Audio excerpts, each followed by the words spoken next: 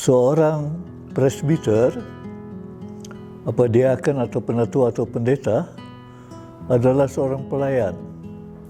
Kita seorang hamba tidak lebih besar dari tuannya. Kita nggak lebih besar dari Yesus Kristus Tuhan kita. Kalau dia adalah diakonus agung, maka kita adalah pelayan. Dalam bahasa Belanda kami disebut dinar. Dinar itu pelayan, ya. Dan dinar itu adalah seorang yang melayani dari Pediaman Kudus sampai rumah sakit dan sebagainya. Dan semua itu disebut dinar. Dinar. Seorang pelayan, servant, ya. Dan tanggung jawab pelayan itu ada banyak, dan hal itu menyangkut bukan saja melayani manusia, tapi pelayanan itu menyangkut juga pelayanan tentang harta milik, ya.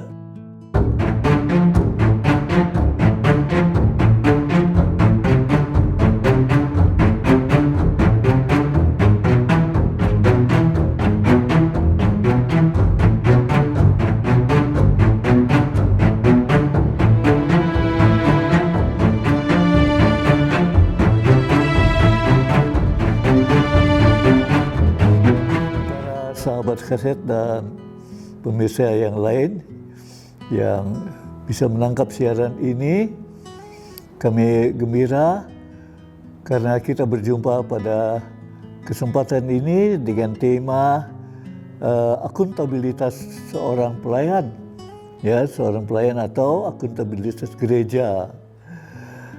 Sedikit aja, Ibu Fenty, itu adalah dalam rangka 9 Desember adalah hari anti rasuah, anti korupsi, ya. Tetapi hari anti korupsi sedunia, bukan hari di Indonesia, bukan sedunia. Itu dulu yang saya mau sampaikan. Dan mengapa GPB harus bicara ini? Karena akhir-akhir ini masalah akuntabilitas itu agak mencong-mencong, agak dipatuhi, ya. Jadi pelanggaran terhadap tata dasar, terhadap peraturan dan sebagainya itu berlaku begitu saja. Dan prosedur itu protokol namanya, ya. Protokol daripada pelaksanaan tentang harta milik juga dilanggar begitu saja. Jadi saya katakan itu tidak baik, dan untuk sinode yang sekarang juga harus meluruskannya. Dengan demikian mengakhiri semua masalah-masalah yang telah ada pada waktu lalu dengan cerita sukses, ya. Umpamanya kalau ada sertifikat yang belum dibelah, sampai sekarang belum dibelah, ya. Padahal kejadiannya udah 3 tahun lalu gitu, ya. Nah itu harus dibelah sekarang, ya. Dan ini juga tahun terakhir, ya, tahun 2026 itu sertifikat yang lama dan sebagainya akan dilihat kembali, ya. Dan itu sudah memakai e-certificate waktu itu tahun 2026. Jadi itu saya punya pemahaman. Dan mengapa kita bicara itu, karena jauh-jauh sebelum kita masuk ada, kalau GPB itu ada tata dasar, kemudian peraturan pokok dan peraturan-peraturan, ya. Ada peraturan pelaksanaan kemudian. Nah itu semua itu didasarkan pada tata dasar. Tata dasar itu di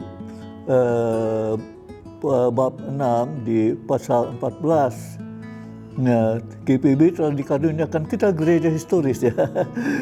Sumber daya digunakan, dikembangkan, dikelola sepenuh tanggung jawab untuk pelaksanaan panggilan dan pengutusannya, ya. Jadi semua tanah, gedung gereja, gedung pertemuan dan sebagainya, ya, dilakukan dikelola untuk pelaksanaan panggilan pengutusan.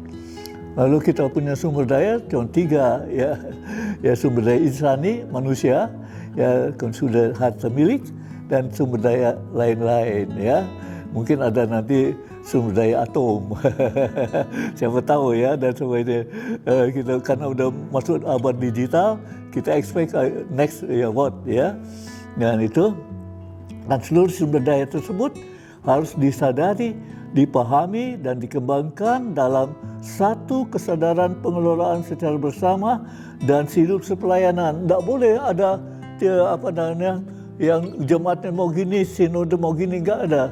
Ya, semua dimasukkan ke dalam rencana induk program anggaran pendapatan dan belanja gereja gitu, RAPB gitu ya. Bapak Ibu mesti hafal itu, GPB itu kayak negara ngaturnya. Dan itu gembira sekali, karena kita memang tahun 48, 3 tahun setelah kemerdekaan kita hadir, ya kita harus dengan berdasarkan undang-undang ya, dan dengan demikian kami sangat senang karena negara Indonesia kita ini adalah negara hukum. Ya, dan nggak bisa tuh gereja Immanuel itu nggak bisa dijual. Tapi di belakangnya itu bisa dijual. Nah, sertifikat itu belum beres-beres tuh. Yang belakang, yang tengah nggak perlu, karena itu sudah pagar kebudayaan namanya satu bangunan yang sudah dilindungi oleh pemerintah, ya. Dan kemudian setelah itu harta milik kita dikelola terbuka, Bapak Ibu sekalian.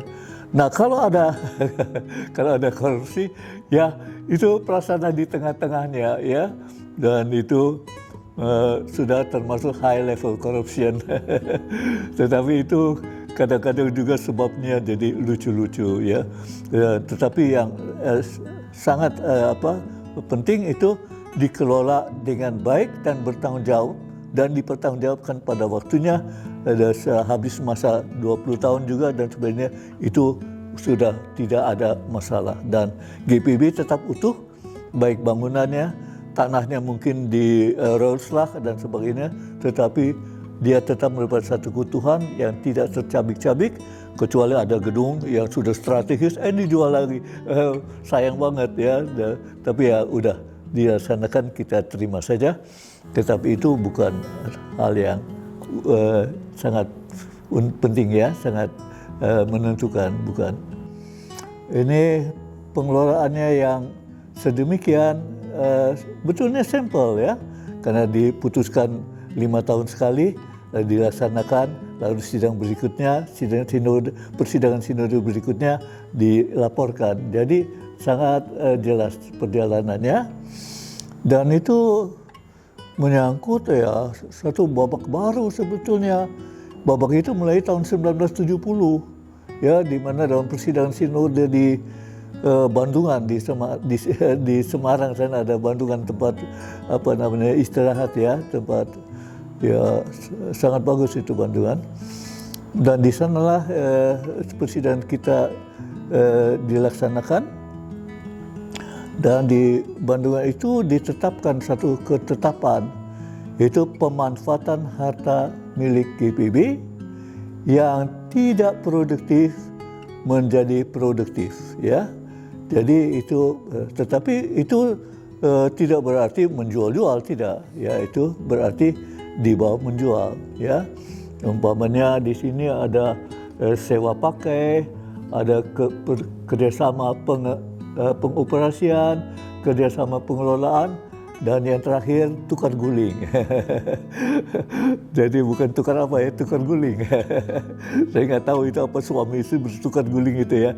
Tapi enggak, tapi itulah istilahnya roles lah. Jadi bertukar itu. Tukar guling itu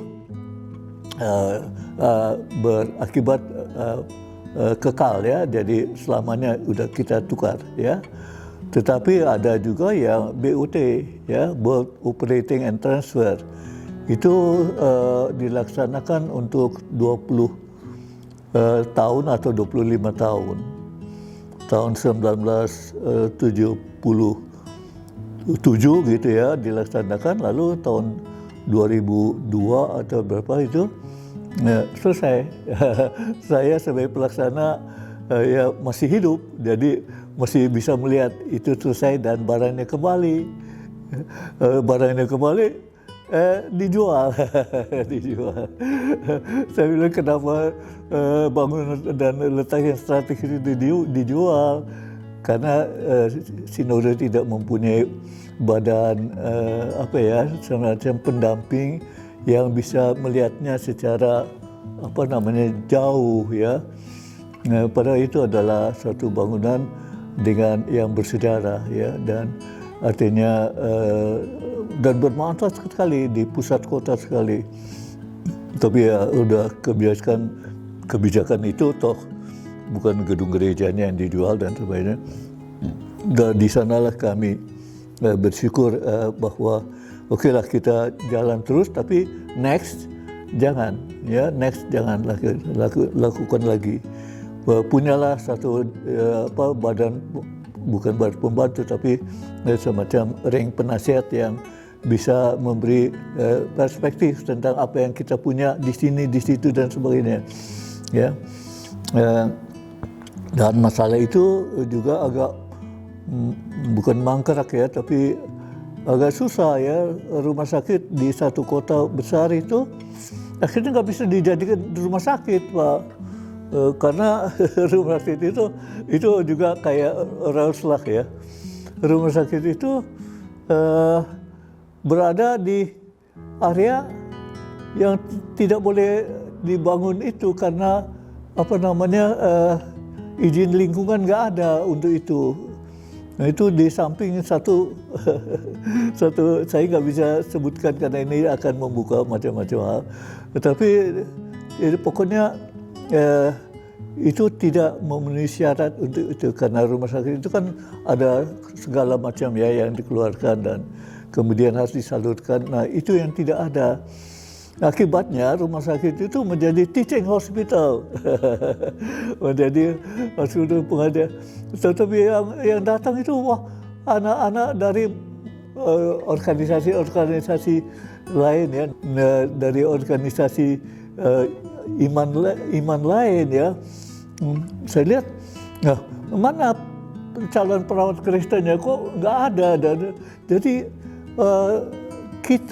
anak-anak kita itu nggak dididik untuk social work gitu ya. Enggak, kita terdidik udah jadi pegawai kantor atau dari militer, ya sama kayak zaman Belanda gitu ya. Dari pegawai negeri dan pegawai tentara gitu ya. Nah, itu harus dirubah. Ya, mindset seperti itu harus sudah pada pekerjaan sosial.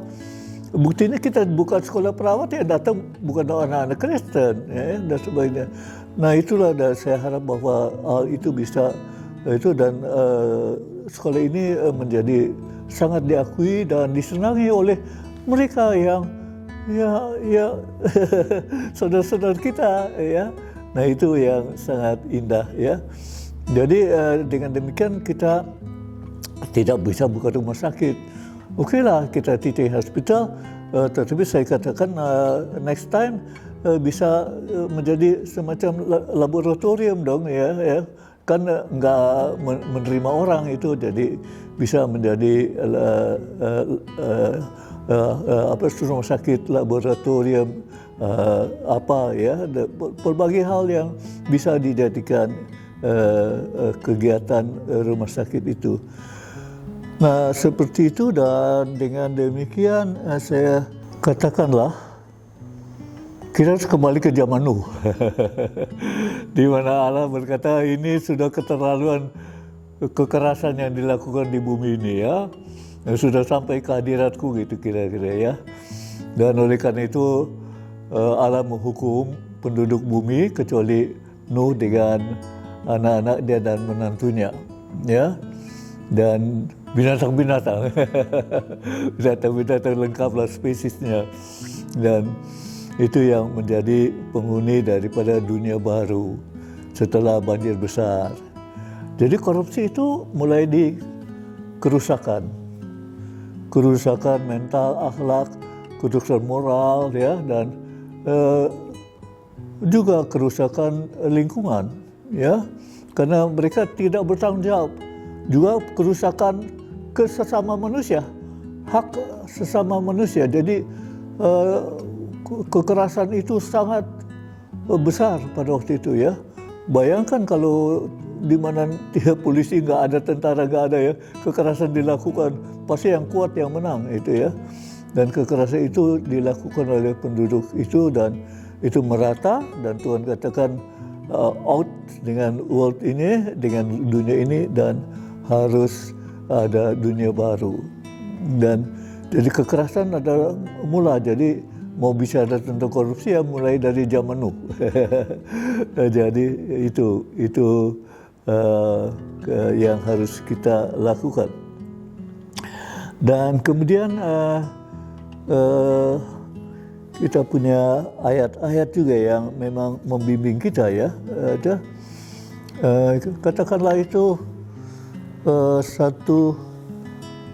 Korintus 5 ayat 17 ya, di mana jadi siapa yang ada di dalam Kristus, ia adalah ciptaan baru. Ciptaan baru ya, ciptaan baru. Yang lama sudah berlalu, sesungguhnya yang baru sudah datang. Jadi sebetulnya tidak bisa lagi ada koruptor Kristen. Karena harinya dia ciptaan baru. Kok jadi koruptor dan sebagainya. Kok jadi inisiator kekerasan ya. Kekerasan itu ada banyak macamnya. Dan disinilah kita bergumul dengan diri kita, Bapak Ibu sekalian. Karena gimana ya, hal itu, kekerasan seperti itu kita mulai dari kecil ya. Kalau kita biasa melakukan kekerasan waktu kecil ya, itu akan bertumbuh terus ya. Harus ada yang menghentikan kita ya. Nah, kekerasan itu meluas, dan oleh karena itu dikatakan dalam Hosea 9:9, betapa dalamnya penderitaan mereka, seperti pada di Gibeah, ia mengingat kesalahan mereka dan akan menghukum dosa mereka. Ya, jadi Tuhan mengingat ya segala penyelewengan kita. Jadi itu tidak bisa tidak, harus terhukum. Dan dihukum ya mulai di dunia sudah dihukum, lalu nanti menghadap pengadilan sana akan dilihat lagi ya, akan ada second investigation di sana. Bapak Ibu, jika mereka oleh pengenalan Tuhan dan Juru Selamat Yesus Kristus telah melepaskan diri dari kecemaran dunia, ya memang kan kita mesti lepas ya dari kecemaran dunia ya. Bapak Ibu punya uang segudang juga, ngapain ya? Ya saya dengar tuh ada koruptor, uang segudang itu dia bakar karena tidak mau ketahuan. Bodoh sekali ya. Kalau dibakar itu gampang, Bank Indonesia cetak lagi nomor seri berapa dan sebagainya ya.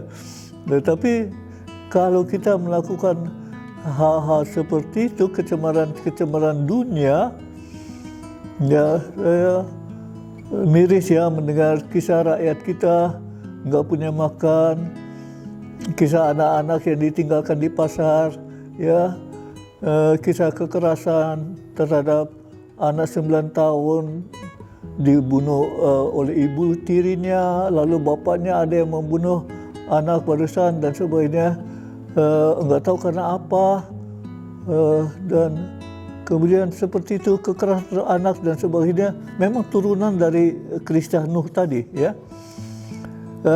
Tetapi terlibat lagi di dalamnya dan dikalahkan. Terlibat ya dalam itu ya, terlibat lagi ya, sudah bertobat gitu ya. Nah, kata penting itu bertobat dalam korupsi itu ya, bertobat ya. Tapi tidak bertobat uangnya di kantong dia. Nanti ada undang-undang perampasan aset. Next dah itu.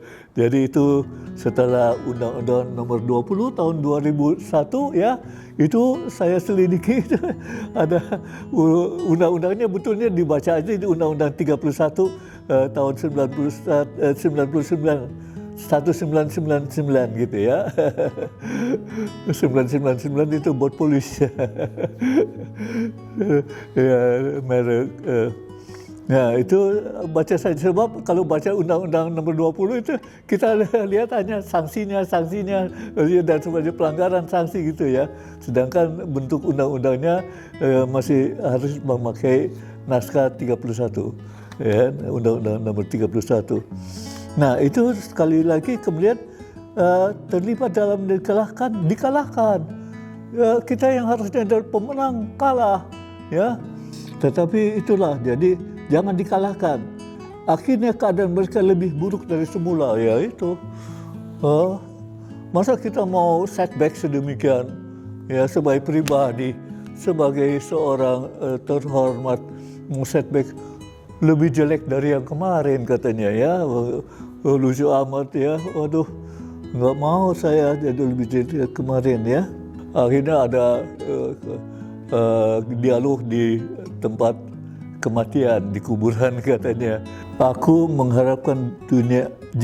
mengharapkan dunia orang mati sebagai rumahku, menyediakan tempat tidurku dalam kegelapan, ya, dan berkata pada liang kubur, engkau ayahku, dan kepada belatung, yang visit kita setelah kematian itu belatung. Ibuku, engkau belatung, dan saudara perempuanku, maka di manakah harapanku? Ya, di mana harapannya? Sudah habis di sana, ya, habis, ya. Oke, dibawa ke San Diego juga percuma, udah habisin oleh belatung dan sebagainya, ya. Jadi yang dibawa ke San Diego juga, ya cuman air-airnya ada, bekas airnya dan sebagainya, bekas darahnya dan sebagainya, tulang-tulangnya paling ya. Bapak Ibu Saudara yang dikasihi Tuhan Yesus Kristus, ya, kita bersama-sama melihat ya, kembali saya selalu ulangi bahwa seorang presbiter, apa diaken atau penatua atau pendeta, adalah seorang pelayan. Kita seorang hamba tidak lebih besar dari tuannya. Kita nggak lebih besar dari Yesus Kristus Tuhan kita. Kalau dia adalah diakonus agung, maka kita adalah pelayan. Dalam bahasa Belanda kami disebut dinar. Dinar itu pelayan ya. Dan dinar itu adalah seorang yang melayani dari perjamuan kudus sampai rumah sakit dan sebagainya. Dan semua itu disebut dinar. Dan dinar, seorang pelayan, servant ya. Dan tanggung jawab pelayan itu ada banyak. Dan hal itu menyangkut bukan saja melayani manusia, tapi pelayanan itu menyangkut juga pelayanan tentang harta milik ya, tentang tadi sumber daya insani ya, tentang harta milik. Kenapa harta milik ini penting? Karena tanpa harta milik itu yang tidak bergerak dan bergerak, maka mustahillah kita melayani. Itu tidak bisa karena kita mesti punya gedung, kita mesti punya semua yang ada di dalam kehidupan ini, di dalam pelayanan ini. Dan oleh karena itu gereja diharapkan untuk komplit dalam bidang ini. Ya, saya lihat sekarang sudah ada tim advokasi gereja, tim pengacara dan sebagainya. Tapi yang belum ada adalah tim penasihat dalam bidang-bidang umum dan khusus tersebut, terutama dalam properti dan handling seperti itu. Nah, seorang pelayan itu harus fokus ya, fokus. Kalau melaksanakan suatu pelayanan itu fokus dan tuntas, nggak boleh dilaksanakan tuntas itu ya.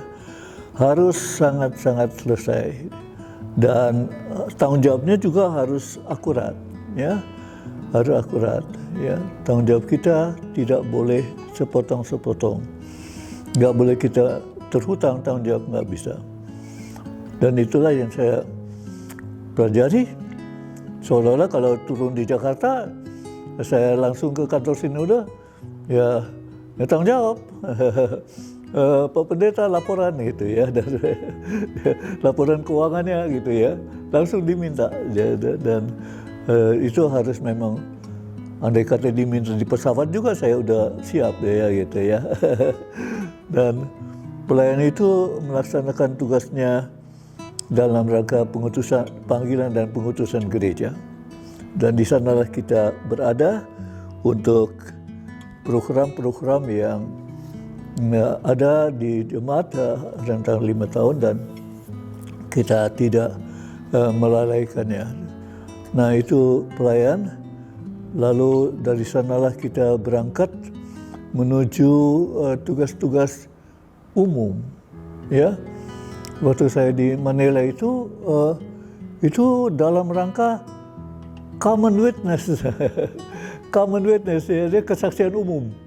Maksudnya bukan di gereja kesaksiannya, bukan. Kesaksian bukan kesaksian khusus cerita tentang Yesus, bukan.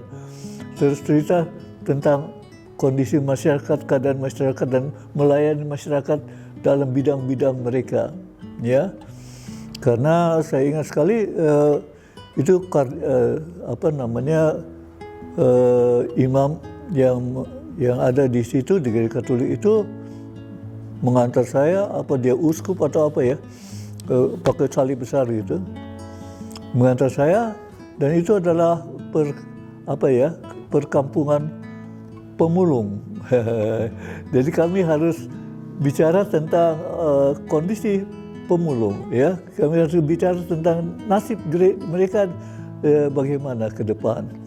Kami harus fokus dengan masalah itu. Oleh sebab itu kami tidak ditempatkan di Makati, Manila baru, kita ditempatkan di Old Manila, di pinggir lagi, ya, di kampung pemulung.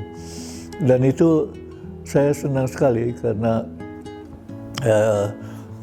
pegiatnya kan sangat bervariasi.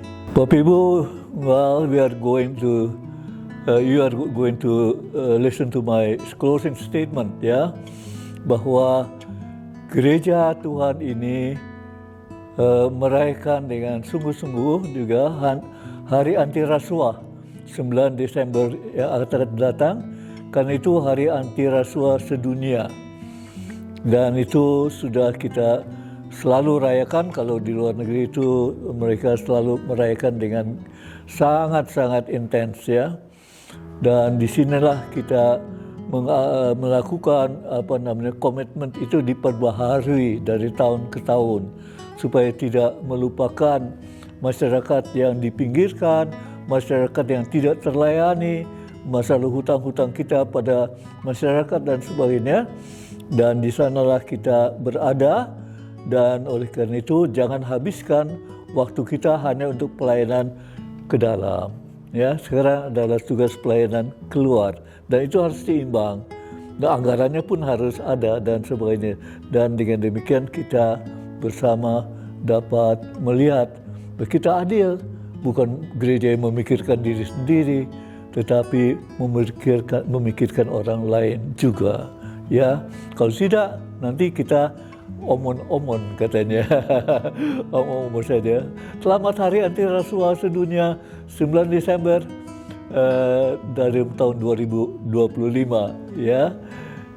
Have a nice Anti-Corruption Day. Bye-bye.